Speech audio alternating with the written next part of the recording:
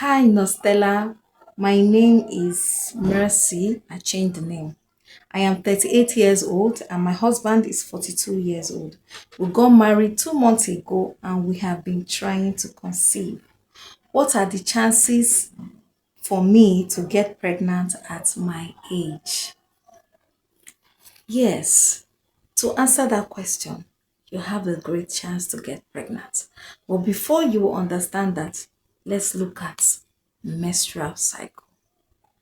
Hi, my name is Nostella Bassi. I am a registered nurse and I have about 13 years experience in nursing. On my channel, I talk about everything relating to family health, couples health, and public health. So if you are joining me for the first time, kindly like and subscribe to my channel. Okay, for you to understand if you have a chance to conceive, you need to understand what your menstrual cycle is and your ovulation day. Now, what is menstrual cycle? Menstrual cycle are the phases our body go through as women in preparation for pregnancy. Anytime pregnancy does not occur, the cycle begins again. And what is ovulation? Ovulation is the release of an egg from a woman's ovary in preparation for fertilization. And fertilization is actually the sperm and the egg coming together to form a baby. So, how do I understand my cycle? That is the next question.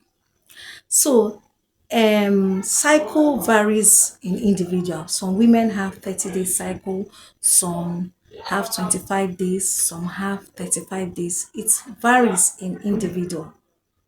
So let's assume that you don't know your days, you don't know your cycle. Now, to begin, the first day of your menstrual cycle starts with the first day of your menstruation. The first day of your menstrual bleeding, that is the day one.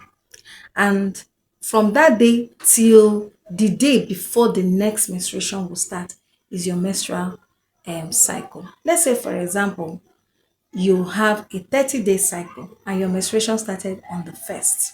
Okay, and your next menstruation, if for example is let's say September has 30 days and 1st of September your menstruation started. Forget about the number of days the bleeding will take place. It's not important. Even if it's 2 days, 3 days, 5 days, it's not important. What you need to take note is the first day of your menstruation. All right, and when the next menstruation is going to start. So if for example your menstruation started on the 1st of September, okay, now that day is day one of your menstrual cycle. You continue to count the days till when your menstruation is going to start again. Let's say your next menstruation is going to start on the 1st of October. Remember, we're in September. On the 1st of October, all right, it means that your menstrual cycle started from 1st of September to 30th of September, making a 30-day cycle. And your menstruation again started on the 1st of October. It means that that particular month, that your cycle is 30 days. Now, as a woman, you need to monitor this cycle for at least 3 to 4 months to know if this number is the same. Okay, but if you're an individual who is 25 days today, next month, this month you are 25 days, next month you are 30 days, the other month you are 35 days, it means that your menstrual cycle varies. So this means that your cycle is irregular. Now, let's talk about people with regular menstruation. If your days are 30 days, 28 days, or 25 days, every month you have monitored it, you are sure that the days don't vary. It comes every 25 days, or every 28 days, or every 30 days.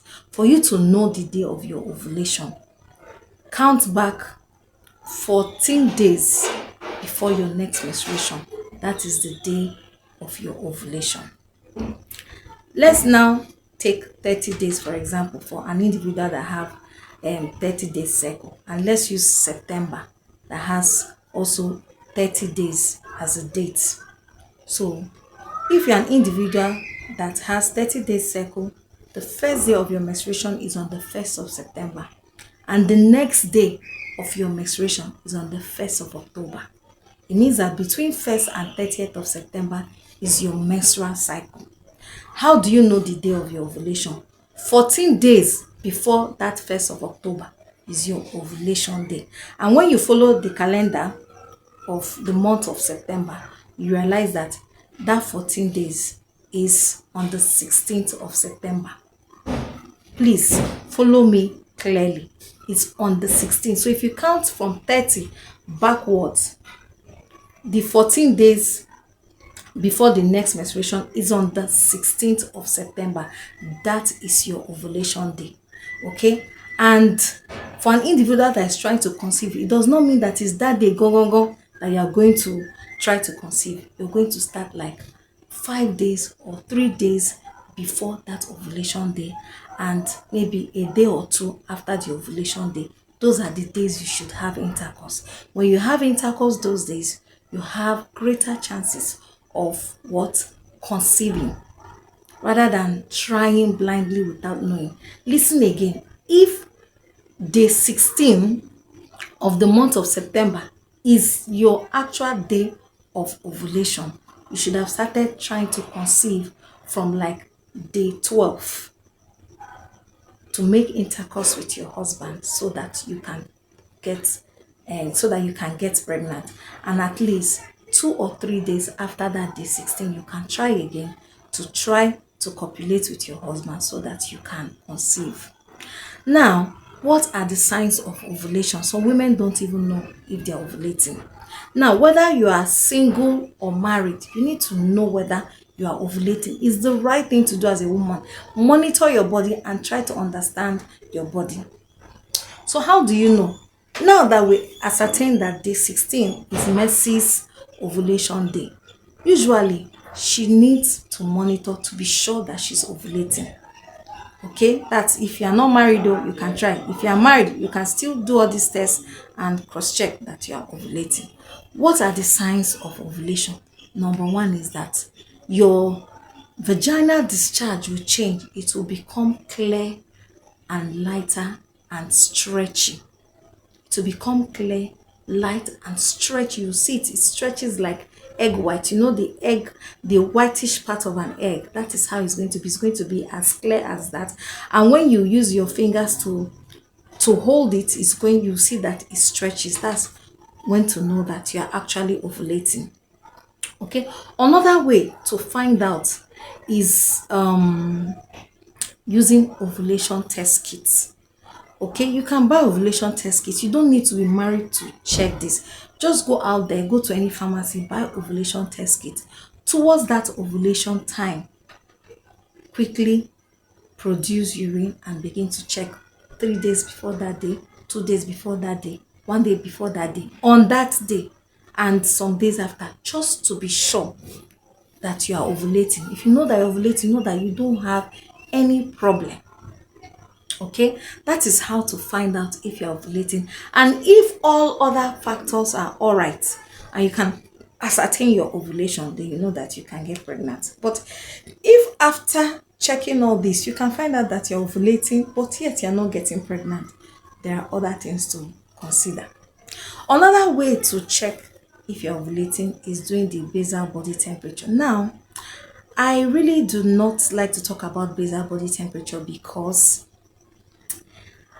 over here in Africa, where our temperature fluctuates, in the morning can be cold, evening can be hot. So if you are using body temperature to check, you might not, and our temperature varies at every given time. For me, it's not ideal to actually use basal body temperature to check your ovulation. The best way to check is using ovulation test kit and checking the mucus discharge from your VJ towards your ovulation period. That is when to check. Now, if all things are equal, you can easily get pregnant. But if there are other factors that are affecting you from getting pregnant and you don't know about it, then we actually need to look into that. So in our next video, we are going to look at factors that prevent or affect pregnancy.